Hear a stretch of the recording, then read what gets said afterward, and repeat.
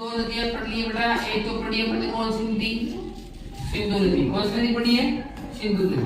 देखो मैंने मैप पे तुम्हें बताया था कि जैसे मान लो ये अपना ऊपर वाला भाग है भारत का,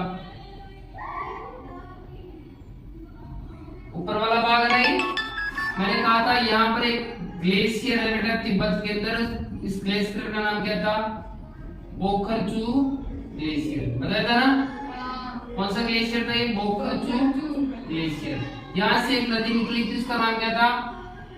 क्या नाम था? सिंधु। क्या नाम था? सिंधु। भारत में आई थी कौन से स्थान पर? दमचौक। भाई एक ही दिन ऊपर हुए। कौन से स्थान पर भारत में प्रवेश करती है? दमचौक। इसके बाद जम्मू कश्मीर में बहती है और पाकिस्तान में कौन से स्थान पर जाकर निकलती है?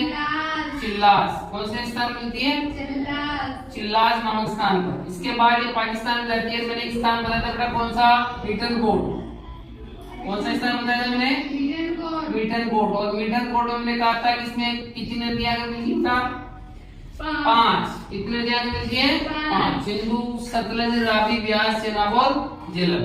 फिर मैंने कल तुम्हें बताई थी एक दूसरी इसकी सहायक नदी। मैंने 5 सहायक नदियां बताई थी। सबसे बड़ी जो सहायक नदी है इसका नाम था सतलज नदी। कौन सी नदी थी? सतलज नदी। सतलज नदी की बात करें तो मैंने कहा था कहां से निकलती है? मैंने कहा था राक्षस ताल झील है। तिब्बत में एक झील है, इसका नाम क्या बेटा? राक्षस ताल। कौन सी झील थी? राक्षस ताल झील थी। और यहाँ से निकलती है और इसके बाद हिमाचल प्रदेश के शिवकिला दर्रे में, कौन से दर्रे में? शिवकिला दर्रे से यह भारत में क्या करती थी? प्रवेश करती है। इसके पश्चात बाद में हिमाचल प्रदेश में इसमें रावी नदी आकर मिलती है। बताया था मैंने कल। कौन सी नदी आकर मिलती है इसमें? रावी। कौन से स्थान पर मिलती है बेटा? हरिके बैराज। कौन सा स्थान था? हरिके बैराज। जहां से मैंने कहा था कि अपने राजस्थान के लिए एक नहर आती है, इसका नाम क्या था? इंदिरा गांधी नहर। कौन सी नदी नहर थी? इंदिरा गांधी नहर। इसके बाद ये नदी आगे जाती है और मीठनकोट नामक स्थान पर जाकर कौन सी नदी मिल जाएगी? सिंधु।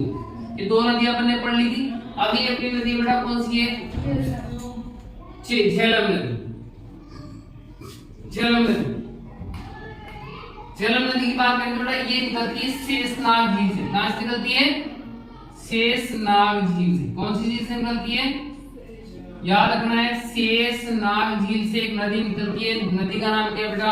झेलम नदी। इसके बाद निकलने के बाद कोई खास इसमें नदी आगे नहीं मिलती है और लास्ट में जाती है पाकिस्तान में। और पाकिस्तान में जाकर चेनाब नदी मिल जाती है। पाकिस्तान में आकर कौन सी नदी मिल जाती है? चेनाब नदी में मिलती है। इसकी टोटल जो लंबाई है बेटा वो है 725 किलोमीटर। टोटल लंबाई कितनी इसकी? 725। दोबारा सुनो, झेलम नदी कहां से निकलती है? शेषनाग झील से। कहां से निकलती है? शेषनाग झील से निकलती है। उसके बाद बहते हुए पाकिस्तान में जाती है और पाकिस्तान में कौन सी नदी मिल जाती है? चेनाब में। किस मिलती है? चेनाब में। टोटल लंबाई इसकी बेटा 725। और इसका अलग नाम क्या है? तो इसका नाम बेटा विस्तृता नदी के नाम से जानते हैं। झेलम को अन्य किस नाम जानते हैं? प्राचीन काल में विस्तृता नदी के नाम से भी जाने